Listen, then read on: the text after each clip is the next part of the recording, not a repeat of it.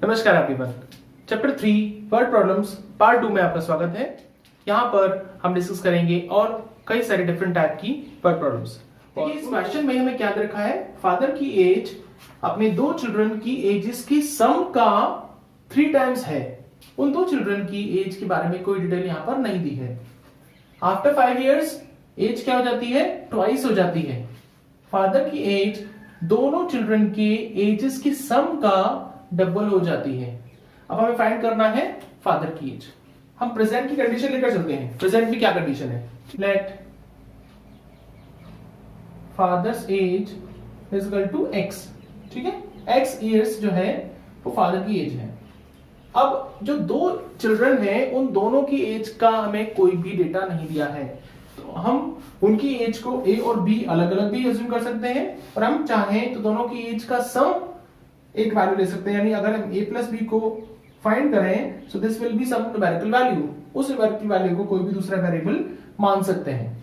ठीक है, तो यहां पर मान लेते हैं let sum of ages of two children. ठीक है, अगर इन दोनों की एजेस का सम निकालें तो ये कितना होगा, y इयर्स। ये प्रेजेंट की कंडीशन हमने मान ली। अकॉर्डिंग टू क्वेश्चन क्या कंडीशन है प्रेजेंट में, फादर की एज 3 टाइम्स है इन दोनों की जिसका सम का, यानी x जो वैल्यू है वो इसका 3 टाइम्स है। So x is equal to 3y। ठीक है, so this is our first equation. अब आफ्टर 5 इयर्स एक और कंडीशन रखी है, आफ्टर 5 इयर्स। आफ्टर 5 इयर्स क्या होता है, यानी प्रेजेंट में फादर की एज x इयर्स है तो 5 इयर्स बाद क्या होगी, x plus 5। So x plus 5 years. ठीक है, sum of ages of two children. बताइए ये कितना होगा। यहां पर अक्सर स्टूडेंट्स कंफ्यूज होते हैं। अगर सपोज करिए एक स्टूडेंट की एज a है दूसरे की b है, तो 5 इयर्स के बाद में इसकी एज हो जाएगी a प्लस 5, इसकी एज हो जाएगी b प्लस 5। तो इनकी एजेस का सम कितना होगा, a plus b plus 5 plus 5 10। ठीक है, स्टूडेंट्स क्या करते हैं यहाँ पर 5 लगा देते हैं and because of that question गलत हो जाता है। ओके, सो दिस बिकम्स हमने अज्यूम किया था 5, so we will take y plus 10। ठीक है, ये कंडीशन होगी after 5 years. According to question क्या कह रहा है क्वेश्चन, क्वेश्चन के अकॉर्डिंग क्या कंडीशन बन रही है, 5 इयर्स के बाद में father's age will be, his age means father's age will be twice. किसका ट्वाइस होगा, the sum of ages of two children, यानी ये वैल्यू इसका डबल हो जाएगा। ओके, लगा दीजिए x plus 5 is equal to 2 times. ठीक है, सिंप्लीफाई कीजिए,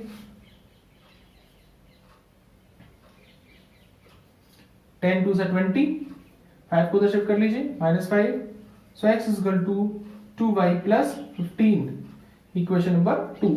ओके, किसी भी फॉर्म में रख सकते हैं। अब देखिए यहां से इक्वेशन क्या आ रही है, x is equal to 3y।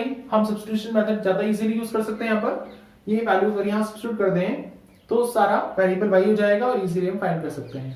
ठीक है, या ये भी कर सकते हैं कि y की वैल्यू यहाँ सब्स्टिट्यूट कर दें क्योंकि हमें अल्टीमेटली फादर की एज निकालनी है। There are many opportunities for you. Okay, तो हम यहाँ से y की वैल्यू फाइंड करते हैं। सो x minus 15 upon 2 this is y। ठीक है, ये वैल्यू का पुट कर रहे हैं, putting this value in equation 1 क्या हो जाएगा, x is equal to 3 into y। y की वैल्यू क्या है, x माइनस 15 अपॉन 2। ओके, अब यूज करिए इसे, फ्रैक्शन है इसका क्रॉस मल्टीप्लाई कर लीजिए। 2x is equal to 3 into this means 3x minus 3 15 3 सा 45। ठीक है, अब 45 को यहां शिफ्ट कीजिए लेफ्ट में, 2x को राइट में शिफ्ट कीजिए, 3x माइनस 2x क्या हो गया x। So we get x is equal to 45 years. और x क्या था, the age of father. Hence the father's age will be 45 years. Same question को हम एक और मेथड से कर सकते हैं। अगर यहाँ पर y अज्यूम ना करके उन दोनों चिल्ड्रन की एज हम अज्यूम कर लें a और b। Let age of first child. Okay, this I am discussing second method.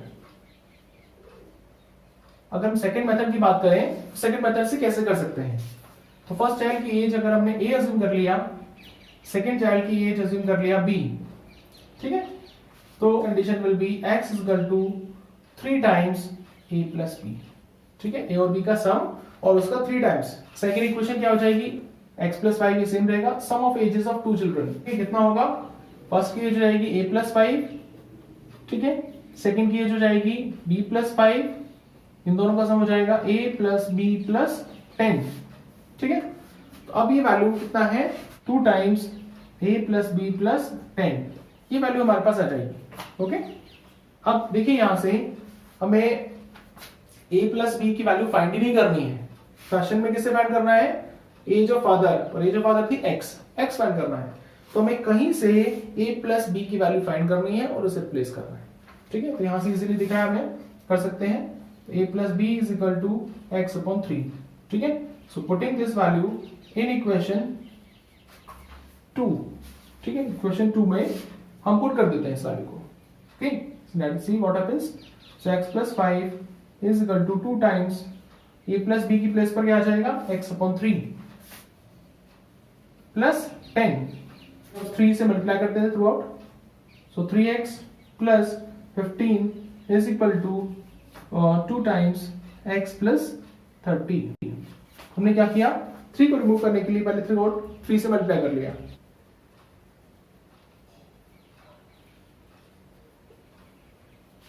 What we see, 3x minus 2x gives us 60 minus 15. Okay, so this is x and this value is 45. So x क्या था, father's age. So therefore father's age is equal to 45 years.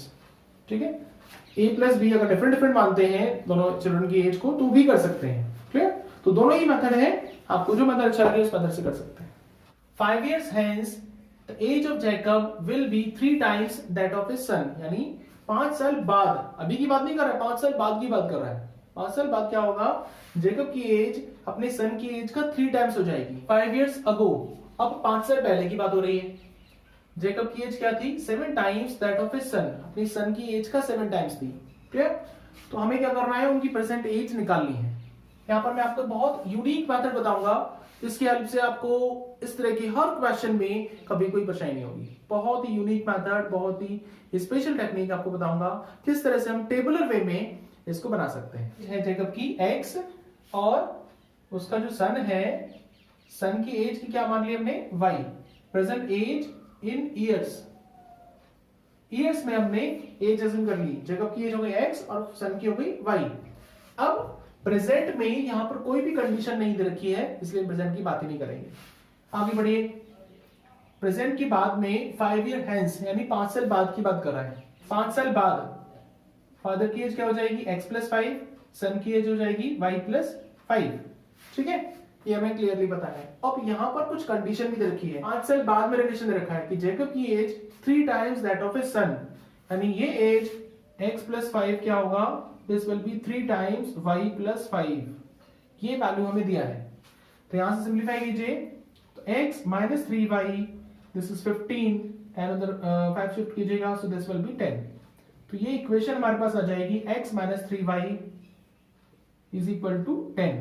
This is the condition 5 years hence। अब एक और condition रखी है, 5 years ago, 5 years ago। 5 years ago अगर बात करते हैं, प्रेजेंट एज हमने x माना था, तो 5 साल पहले एज क्या होगा, x माइनस 5। ठीक है, इस तरह से सन का एज अगर y है प्रेजेंट, तो 5 years पहले एज क्या होगा, y माइनस 5। और रिलेशन क्या होगा, 5 years पहले इन दोनों की एज का, इधर रखा था कि जेकब की age 7 times that of his son. ये वैल्यू x माइनस 5 क्या है, this is equal to 7 times y minus 5। Okay, simplify कीजिए, x minus 5 is equal to 7y minus 35, shift कीजिए, x माइनस 7y, 5 को शिफ्ट कीजिए, this is minus 30। ये हमारे पास दो इक्वेशंस आ रही हैं। अब इन दो इक्वेशंस को हमें सिंप्लीफाई करना है, किसी मेथड से सिंप्लीफाई कर सकते हैं, and then we have to get the value of x and y both. Okay, let us do. तो first equation x minus 3y is equal to 10 and x minus 7y is equal to minus 30। Second equation, अब इन दो equations को हम क्या कर रहे हैं, देखिए x और x कोएफिशिएंट दोनों के सेम है, fine.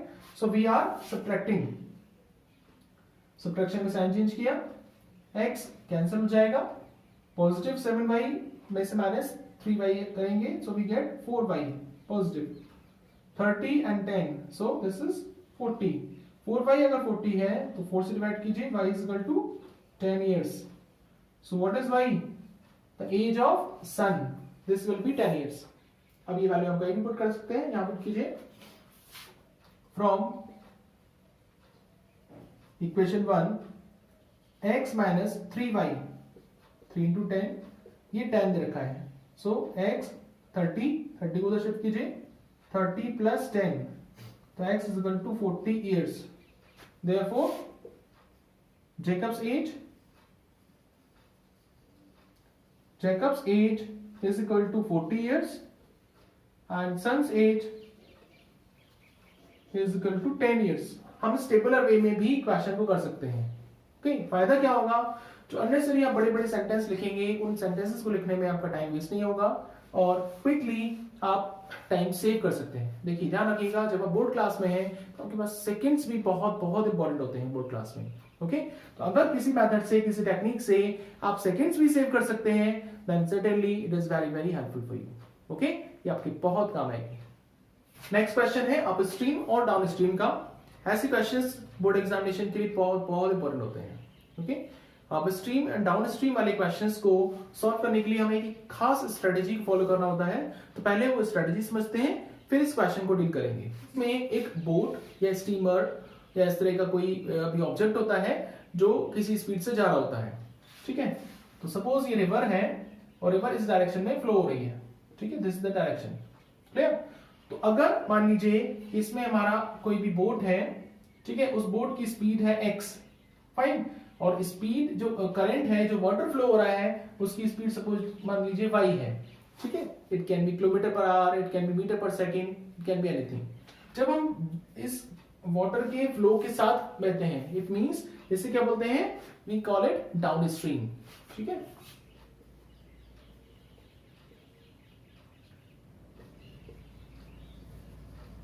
okay, in short I have represented this by this downwards arrow.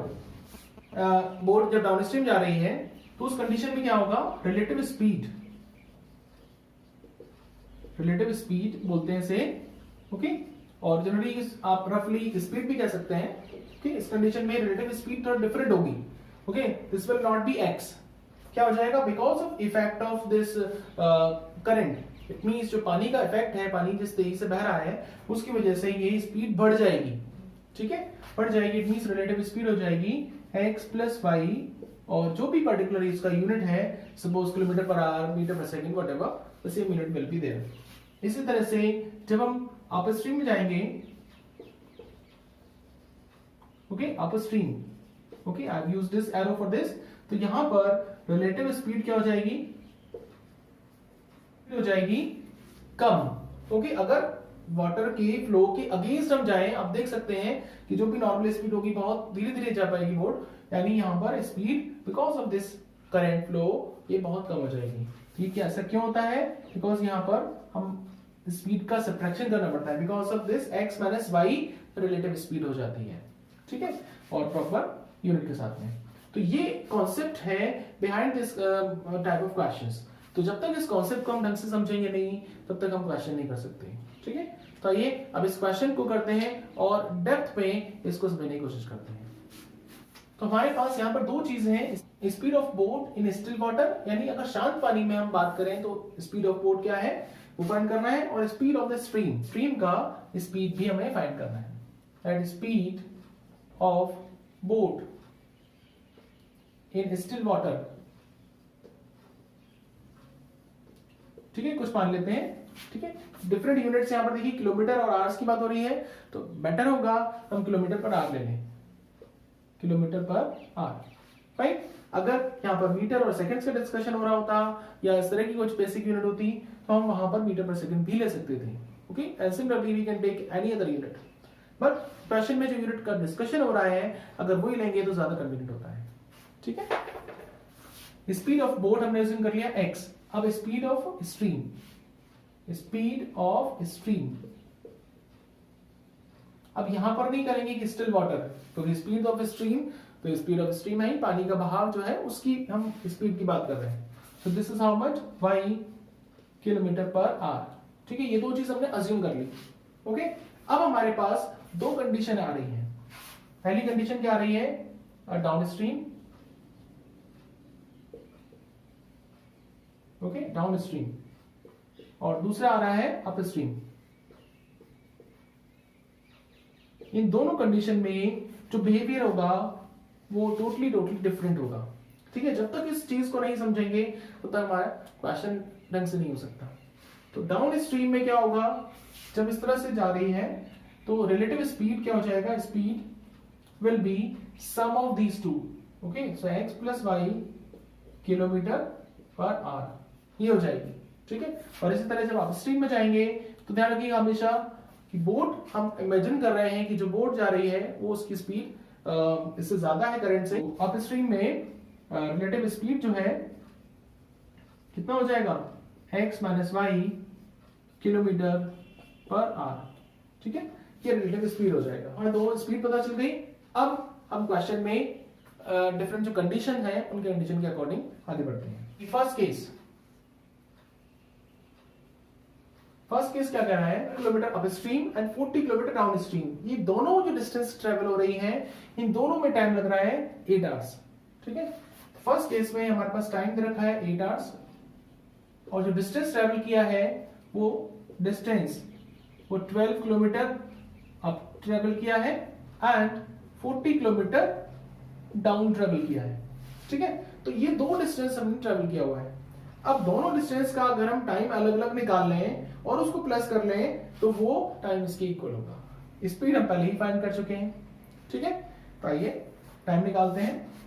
Therefore तो 12 किलोमीटर अब जाने में कितना टाइम लगेगा, we know the formula of time, speed is equal to distance upon time होता है। Similarly time will be distance upon speed. ठीक है, ये फॉर्मूला हम यूज करते हैं। तो यहां पर टाइम क्या हो जाएगा, टाइम विल बी 12 किलोमीटर अब जाने में, अब तो डिस्टेंस अपॉन स्पीड, डिस्टेंस कितना है 12 किलोमीटर, स्पीड अब के लिए स्पीड क्या है, अब के लिए स्पीड है x माइनस वाई, तो हम x माइनस वाई यूज करेंगे। ठीक है, इसी तरह से जब 40 किलोमीटर जा रहा है डाउन, ओके डाउन के लिए स्पीड क्या है, ये distance 40 kilometer and speed x plus Y, so x plus Y. तो ये क्या हो गया, टोटल टाइम आ गया। आप लिख सकते हैं this is total time. Total time जो लग रहा है इस दोनों डिस्टेंस को कवर करने में। ओके, तो अकॉर्डिंग टू क्वेश्चन ये वैल्यू किसकी इक्वल है, this is 8। Okay, so this will B 8। तो यहां से हमें मिलेगा अपना फर्स्ट इक्वेशन। केस 2 में क्या हो रहा है, it can go 16 kilometre up, distance क्या है 16 kilometre up and 32 kilometre down. ये दोनों डिस्टेंस सेम टाइम में ट्रेवल हो रहे हैं। Same time means obviously time will B 8 hours, 8 hours.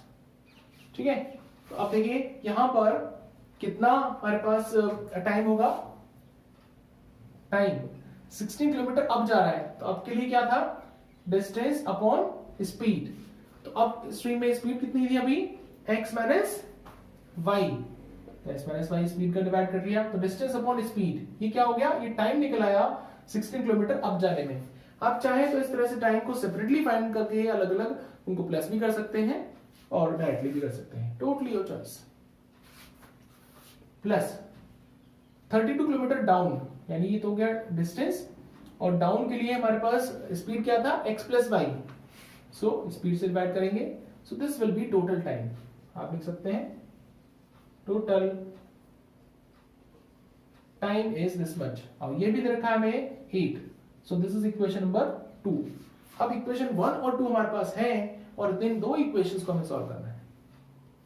ठीक है, यहां पर इस इक्वेशन को थोड़ा सिंप्लीफाई कर सकते हैं हम। ठीक, कैसे, 8 से डिवाइड जा रहा है थ्रू आउट, डिवाइड दीजिए, 8 2 जा 16 प्लस 8 4 जा 32, दिस इज 1। सो ये इक्वेशन 2 रिड्यूस फॉर्म में आ जाएगा, इसे इक्वेशन डाल लीजिए, दिस इज इजियर।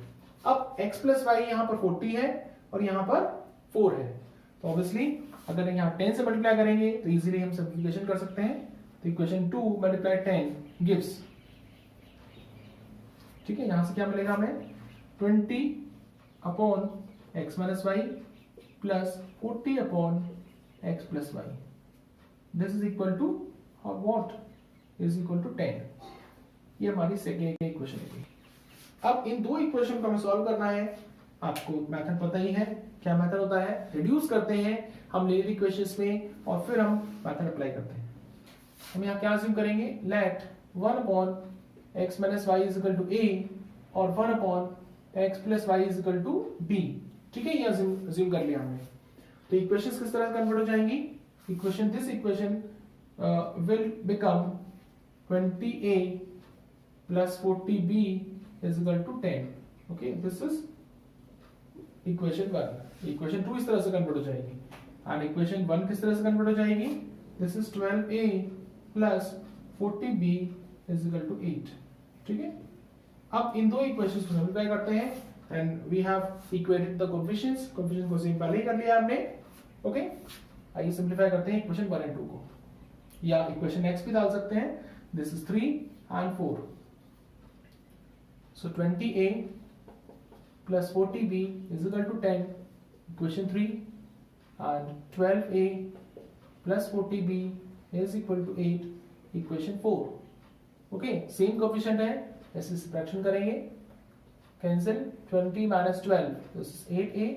8a अगर 2 है तो a यहाँ से फाइंड कर सकते हैं, a will be 2 upon 8, that is 1 upon 4। और a क्या था, a is 1 upon x minus y। ठीक है, सो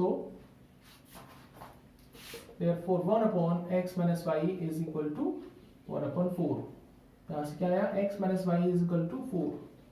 ये हमारे पास एक मास्टर इक्वेशन आई, इक्वेशन नंबर 5 डाल सकते हैं। इसके यहां से भी अगर आप करना चाहें, इन इक्वेशंस को अगर सब्ट्रैक्शन करेंगे तो ये टर्म यहीं से कैंसिल हो सकता है, ये भी एक पॉसिबिलिटी है। ठीक है, तो maths give you lot of possibility, lot of opportunities. अब आपको डिसाइड करना है कि यहीं से सिंप्लीफिकेशन करना है। अगर आपको यहाँ इजी लगता है सिंप्लीफिकेशन कर सकते हैं, अदरवाइज मेथड ऑलरेडी आपके साथ है। ठीक है, आप जब चाहे मेथड लगा सकते हैं। So this is one equation, clear, x minus Y is equal to 4। अब इसकी वैल्यू यानी a की वैल्यू हम पुट करते हैं किसी भी इक्वेशन में, b फाइंड करते हैं। सपोज इक्वेशन लेते हैं 4, तो फ्रॉम इक्वेशन 4 में we are putting a is equal to 1 upon 4। we put a is equal to 1 upon 4। ठीक है, क्या होगा, 12a plus 40b, this is 8। Simplify कीजिए, 4 3s are, ठीक है, so 40b is equal to 8 minus 3। 8 minus 3 is how much, 5। 5 से cancel कीजिए 8, so b is equal to 1 upon 8। और b क्या था, b हमने assume किया था 1 upon x plus y। So this is 1 upon x plus y। यहां से सिंप्लीफाई करके क्या होगा, क्रॉस मल्टीप्लाई कीजिए, x plus y आ जाएगा 8। ठीक है, इक्वेशन नंबर 6। अब देखिए 5 और 6 दो इक्वेशन हमारे पास है। अब फाइनल आंसर यहां से निकलेगा इन दोनों इक्वेशंस को सॉल्व करके। तो x minus Y is equal to 4, equation number 5। आप सॉल्व कीजिए, देखिए क्या आंसर आता है, x is equal to and y is equal to. ठीक है, क्लियरली बहुत इजी है। प्लस कीजिए, y by cancel, 2x is equal to 12, 12 का हाफ 6, तो x is equal to 6 kilometre per hour and y is equal to 6 put करेंगे तो y will be 2 kilometre per hour. ठीक है, this is the final answer. Answer इन word problem में हमेशा आपको स्टेटमेंट फॉर्म में देना चाहिए। इस तरह भी आंसर दे सकते हैं, बट यहां से आपके कुछ मार्क्स डिडक्ट हो सकते हैं, हाफ मार्क जल्दी तो हो ही सकता है, कभी कभी एग्जामिनर चाहे तो 1 मार्क भी कट कर सकता है। इसलिए आपको वर्ड प्रॉब्लम में यानी स्टेटमेंट फॉर्म में आंसर देना चाहिए ऑल द वर्ड प्रॉब्लम्स।